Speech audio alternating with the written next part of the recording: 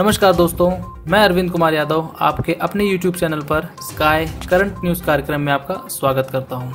दोस्तों, वीडियो को शुरू करने से पहले आइए जानते हैं ताज़ा अपडेट्स जिन पर हम विस्तार पूर्वक चर्चा करेंगे। तो दोस्तों, इसमें सबसे पहला है रक्षा उपकरण परीक्षण योजना और दूसरा है वैश्विक ऊर्जा संक्रमण सूचकांक 2020 जिसे अभी हाल ही में जारी किया गया है। तो चलिए दोस्तों, वीडियो को शुरू करते हैं और सबसे पहले जानते हैं रक्षा उपकरण परीक्षण योजना के बारे में, जिसका शॉर्ट फॉर्म है DTIS। तो चलिए दोस्तों, सबसे पहले जानेंगे रक्षा उपकरण परीक्षण योजना। दोस्तों, केंद्रीय रक्षा मंत्री राजनाथ सिंह ने 15 मई 2020 को घरेलू रक्षा और एरोस्पेस के लिए 400 करोड़ की योजना की मंजूरी दी है। इस योजना के तहत घरेलू रक्षा उद्योग द्वारा देश में विकसित और निर्मित सैन्य उपकरणों के परीक्षण के लिए केंद्र तैयार किए जाएंगे। इसको स्थापित करने की लागत का 75% केंद्र सरकार द्वारा वहन किया जाएगा, बाकी का 25% निजी संस्थाओं द्वारा और राज्य सरकार के माध्यम से किया जाएगा। दोस्तों, यह योजना 5 साल की अवधि के लिए है और इस दौरान निजी उद्योगों की साझेदारी से 6 से 8 नए परीक्षण केंद्र स्थापित किए जाएंगे। भारत में 2 प्रमुख रक्षा औद्योगिक गलियारे हैं। पहला उत्तर प्रदेश में है और दूसरा तमिलनाडु में है। यह परीक्षण केंद्र इन उद्योगों को अपने उत्पादों का परीक्षण करने में भी मदद करेंगे। यह योजना भारत के रक्षा निर्यात लक्ष्यों की सहायता करने में भी मदद करेंगे। वर्तमान समय में भारत दुनिया के सबसे बड़े सैन्य उपकरण आयातकों में शामिल है। डिफेंस एक्सपो 2020 के दौरान भारत ने अगले 5 वर्षों में रक्षा निर्यात को $5 बिलियन अमेरिकी डॉलर तक बढ़ाने का लक्ष्य रखा है। तो चलिए दोस्तों, आगे बढ़ते हैं और जानते हैं वैश्विक ऊर्जा संक्रमण सूचकांक 2020 जिसे अभी हाल ही में जारी किया गया है।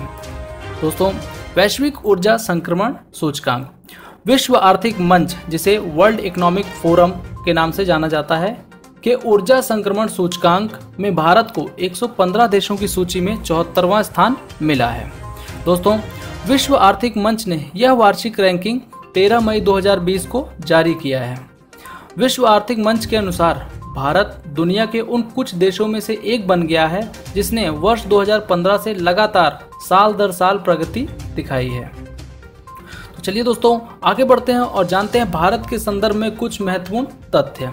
दोस्तों, भारत की स्थिति में यह प्रगति ऊर्जा त्रिकोण के सभी 3 आयामों ऊर्जा पहुंच और सुरक्षा, आर्थिक विकास और वृद्धि और पर्यावरणीय स्थिरता में सुधार के कारण हुई है।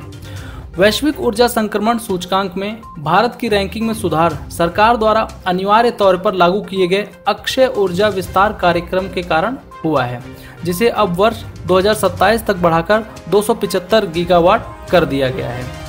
दोस्तों, इससे पहले वर्ष 2019 में भारत को 76वां स्थान प्राप्त हुआ था। चलिए दोस्तों, आगे बढ़ते हैं और जानते हैं अक्षय ऊर्जा क्या है। दोस्तों, अक्षय ऊर्जा या नवीकरणीय ऊर्जा जिसे रिन्यूएबल एनर्जी भी कहा जाता है से तात्पर्य ऐसी ऊर्जा से है जो प्रदूषण कारक नहीं होती है और जिनके स्रोत का क्षय नहीं होता है या जिनके स्रोत का पुनः भरण होता रहता है। नवीकरणीय ऊर्जा के कुछ उदाहरण जैसे सौर ऊर्जा, पवन ऊर्जा, जल विद्युत ऊर्जा, ज्वार भाटा से प्राप्त ऊर्जा, बायोगैस, जैव ईंधन इत्यादि हैं। अक्षय ऊर्जा के कुछ महत्व जानते हैं। अक्षय ऊर्जा ऊर्जा का एक ऐसा विकल्प है जो असीम है, मतलब लिमिटलेस है। ऊर्जा के परंपरागत साधन जैसे कोयला, गैस, पेट्रोलियम आदि सीमित मात्रा में होने के साथ साथ पर्यावरण के लिए बहुत हानिकारक हैं। दूसरी तरफ ऊर्जा के ऐसे विकल्प हैं जो पूरणीय हैं तथा जो पर्यावरण को कोई हानि नहीं पहुंचाते हैं। वैश्विक गर्मी जिसे ग्लोबल वार्मिंग कहते हैं तथा जलवायु परिवर्तन से भी बचा जा सकता है। तो चलिए दोस्तों, जानते हैं वैश्विक संदर्भ में कुछ मुख्य बिंदु। इस सूचकांक में चीन 78वें स्थान पर और अमेरिका को 32वें स्थान पर रखा गया है। इस सूची में स्वीडन ने लगातार तीसरे वर्ष भी ऊर्जा संक्रमण सूचकांक पर शीर्ष स्थान हासिल किया है। इस सूची में फिनलैंड और स्विट्जरलैंड क्रमशः दूसरे और तीसरे स्थान पर हैं। G20 देशों में से केवल 8वें स्थान पर फ्रांस और 7वें स्थान पर ब्रिटेन शीर्ष 10 देशों में शामिल हैं। विश्व आर्थिक मंच के अनुसार 115 अर्थव्यवस्थाओं में से 94 देशों ने वर्ष 2015 के बाद से प्रगति दिखाई है, लेकिन इस प्रगति के बावजूद पर्यावरणीय स्थिरता अभी भी पीछे है। चलिए दोस्तों आगे बढ़ते हैं और जानते हैं विश्व आर्थिक मंच, जिसे वर्ल्ड इकोनॉमिक फोरम कहा जाता है, क्या है। दोस्तों इस फोरम की स्थापना 1971 में यूरोपियन प्रबंधन के नाम से जेनेवा विश्वविद्यालय में कार्यरत प्रोफेसर क्लॉस एम श्वाब द्वारा की गई थी। उस वर्ष यूरोपीय कमीशन और यूरोपियन प्रौद्योगिकी संगठन के सौजन्य से इस संगठन की पहली बैठक हुई थी। वर्ष 1987 में इसका नाम विश्व आर्थिक फोरम कर दिया गया और तब से अब तक प्रतिवर्ष जनवरी में इसके बैठक का आयोजन होता है। विश्व आर्थिक फोरम का मुख्यालय जेनेवा, स्विट्जरलैंड में है। इसका उद्देश्य विश्व के व्यवसाय, राजनीति, शैक्षिक और अन्य क्षेत्रों में अग्रणी लोगों को एक साथ लाकर वैश्विक, क्षेत्रीय और औद्योगिक दिशा तय करना है। प्रोफेसर ने एक मॉडल बनाया था जिसके अनुसार सफल व्यवसाय वही माना जाता था जिसमें अधिकारी, अंशधारी और अपने ग्राहकों के साथ अपने कर्मचारी और समुदाय जिनके बीच व्यवसाय करता था उसका भी पूरा ख्याल रखते हैं। इस फोरम की सर्वाधिक चर्चित घटना वार्षिक शीतकालीन बैठक में होती है, जिसका आयोजन दावोस नामक स्थान पर किया जाता है। चलिए दोस्तों देखते हैं कोविड-19 महामारी के कारण इसके ऊपर क्या प्रभाव पड़े हैं।